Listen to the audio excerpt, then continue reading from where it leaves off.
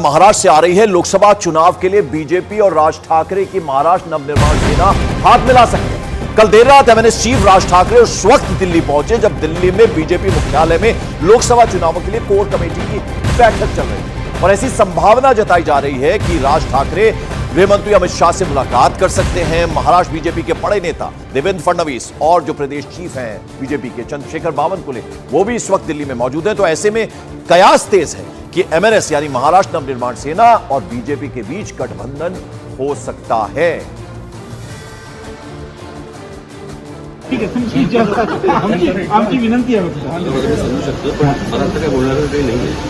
तुम्ही रात्री भेटण्याच्या दिवशी मला नाही मला फक्त या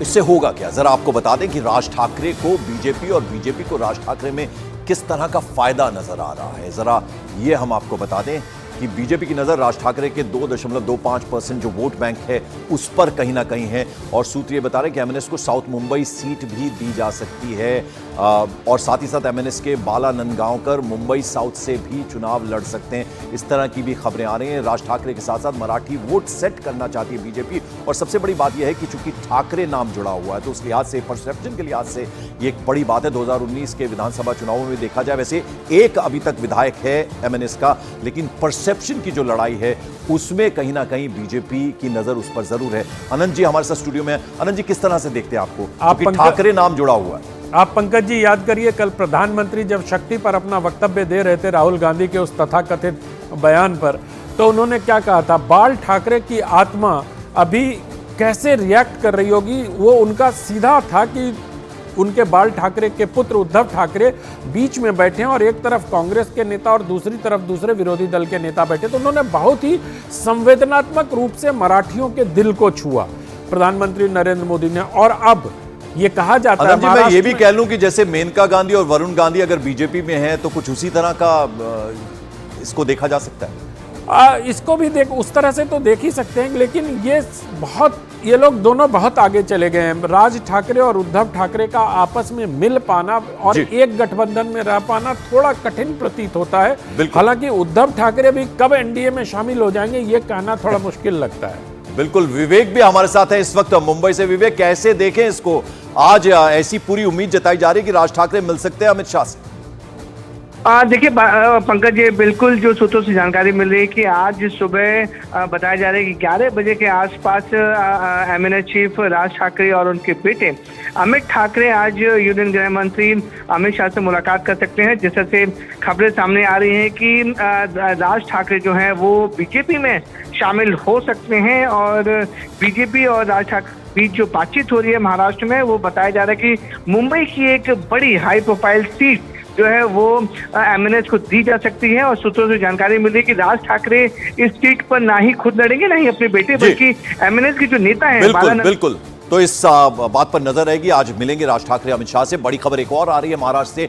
एनडीए की सीट शेयरिंग पर अभी पूरी तरह से बात नहीं बन पाई, कुछ सीटों पर अभी भी पेच फंसा हुआ है। सूत्रों के हवाले से खबर आ रही है कि दिल्ली में इसके लिए एक बैठक भी हो सकती है। महाराष्ट्र में 48 लोकसभा सीटों के लिए 5 चरणों में चुनाव होना है। 19 अप्रैल से इसकी शुरुआत बाकायदा होगी। ऐसे में सीट बंटवारा जल्द से जल्द फाइनल करना एनडीए के घटक दलों की मजबूरी भी है। महाराष्ट्र महायुति में बीजेपी के साथ साथ एकनाथ शिंदे की शिवसेना है, उसके अलावा अजीत पवार की एनसीपी है, रामदास आठवले की आरपीआई भी है। तो अब लोकसभा चुनाव एकदम सर पर है और पहला चरण बेहद नजदीक है। तो इसको देखते हुए गठबंधन का फाइनल हो जाना, सीट शेयरिंग का फॉर्मूला फाइनल हो जाना बेहद ज्यादा जरूरी है। और अनंत जी हमारे साथ है। अनंत जी, कहीं ना कहीं देरी हो रही है इस पूरे मामले को देखा जाए? देरी नहीं कह सकते हैं, मुझे लगता है कि एक रणनीति का हिस्सा है। उनको नए नए लोगों को जोड़ना है।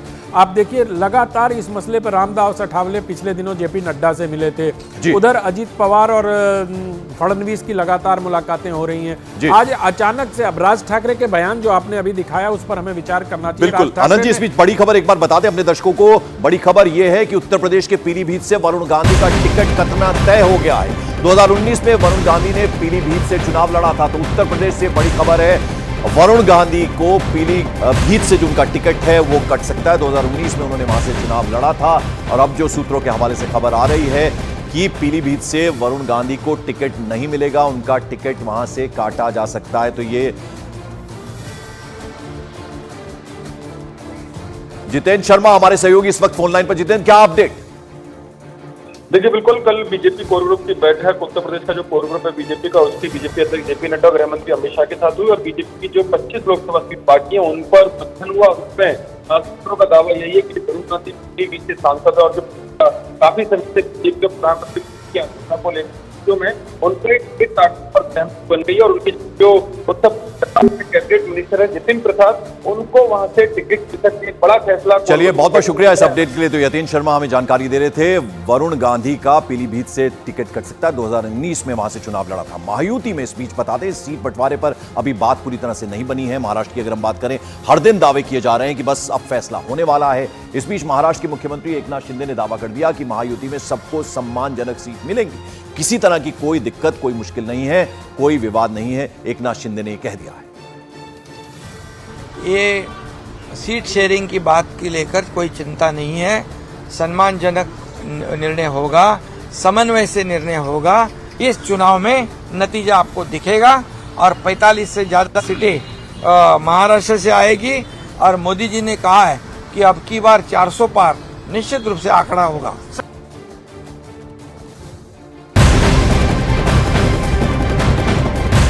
मॉर्निंग प्राइम में बड़ी खबर, एकनाथ शिंदे की शिवसेना में एक बड़े नेता नाराज बताए जा रहे हैं। शिंदे गुट के विजय शिवतारे को मनाने की लगातार कोशिश की जा रही है। शिवतारे बारामती सीट से चुनाव लड़ने का मूड बना चुके हैं, जबकि बारामती सीट से अजीत पवार अपनी पत्नी सुनेत्रा पवार को उतारने की तैयारी में।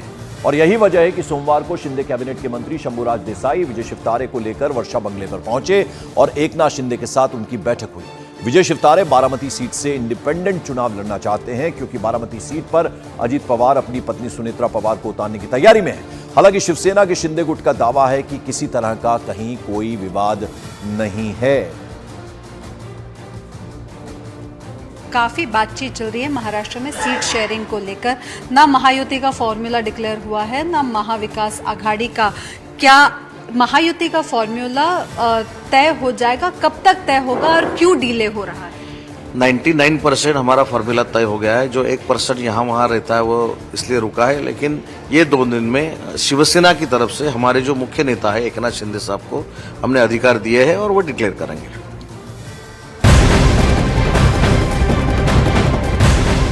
और दूसरी तरफ आपको बता दें, शिंदे गुट की शिवसेना में एक अलग तरह की दिक्कत, मुश्किल सामने आ रही है। दरअसल मुंबई उत्तर पश्चिम सीट पर फिलहाल शिंदे गुट की शिवसेना से आने वाले गजानन कीर्तिकर सांसद हैं और सूत्रों के मुताबिक उनके बेटे अमोल कीर्तिकर को इसी सीट से उद्धव ठाकरे की शिवसेना सीट दे रही है।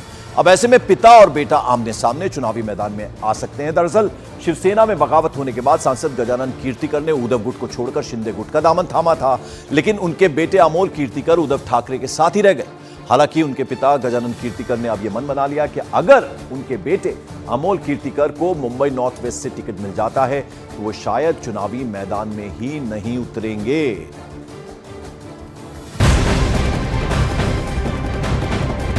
मॉर्निंग प्राइम में एक और बड़ी खबर, महाविकास आघाड़ी में सीट शेयरिंग पर पेच फंसता दिखाई दे रहा है। सूत्रों के हवाले से खबर मिल रही है कि प्रकाश आंबेडकर की पार्टी को आज शाम 7 बजे तक का वक्त दिया गया है। प्रकाश आंबेडकर से यह पूछा गया है कि उन्हें महाविकास आघाड़ी के साथ रहना है या फिर नहीं, ये क्लियर करें। बड़ी बात यह है कि महाविकास आघाड़ी में शामिल वंचित बहुजन आघाड़ी सिर्फ 4 सीट मिलने से खुश नहीं है और पार्टी के नेता प्रकाश आंबेडकर अपनी 8 से 10 सीटों की मांग पर लगातार अड़े हुए हैं, कायम हैं। और अब ऐसे में प्रकाश आंबेडकर इस गठबंधन से बाहर भी हो सकते हैं, जो जानकारी सूत्रों के हवाले से मिल रही है। लेकिन इस पर शरद पवार गुट के क्लाइड क्रास्टो का दावा है कि गठबंधन में सब कुछ ठीक है। चर्चा चल रही है और प्रकाश आंबेडकर जितनी सीटें मांग रहे हैं उस पर जल्दी ही बात हो रही है और कुछ फैसला भी ले लिया जाएगा। वहीं कांग्रेस के नाना पटोले ने न्यूज 18 से बात करते हुए कहा कि 3-4 सीट पर पेच फंसा हुआ है। महाविकास आघाड़ी के बारे में इतना इंटरेस्ट रहता है, अच्छी बात है। आप लोग ने जो हमें मतलब हमारे बारे में बात करके दिखाते रहे, लेकिन महायुति भी है, उनको भी बोलो डिक्लेयर करने के लिए, वो क्यों डर रहे? हमारा तो काम चालू है, हम डिक्लेयर करेंगे और अभी आ गया समय, 1-2 दिन में हो जाएगा। लेकिन महायुति को भी जाकर सवाल करें ना भाई, कब आप डिक्लेयर करने वाले? आपस में 3 पार्टी जो है वो एकनाथ शिंदे का ग्रुप है, अजीत दादा ग्रुप है और भारतीय जनता पार्टी। भारतीय जनता पार्टी ने तो सीट डिक्लेयर कर दी, बाकी 2 का क्या मतलब? वो ये कहना चाहते कि वो दोनों का कोई महत्व नहीं है। तो उन्हें भी जाकर पूछिए क्या बात है, वो जब करेंगे करने दीजिए, हम तो हमारा काम कर रहे हैं। मेरा आखिरी सवाल ये लगातार ये हो रहा है कि संजय राउत ने कहा था कि आज डिक्लेयर हो जाएगा महाविकास अघाड़ी के सीट शेयरिंग का फॉर्मूला, लेकिन अभी भी कहीं ना कहीं डिस्कशन जो है वो जारी है, इसको लेकर क्या कहेंगे? बिल्कुल ये चलते रहेगा, 4-5 सीटों पे है, वो चलते रहेगा और चुनाव प्रक्रिया तक ये चलते रहेगा। तो कब तक डिक्लेयर होगा सर? बिल्कुल जल्दी होगा, आप चिंता ना करें।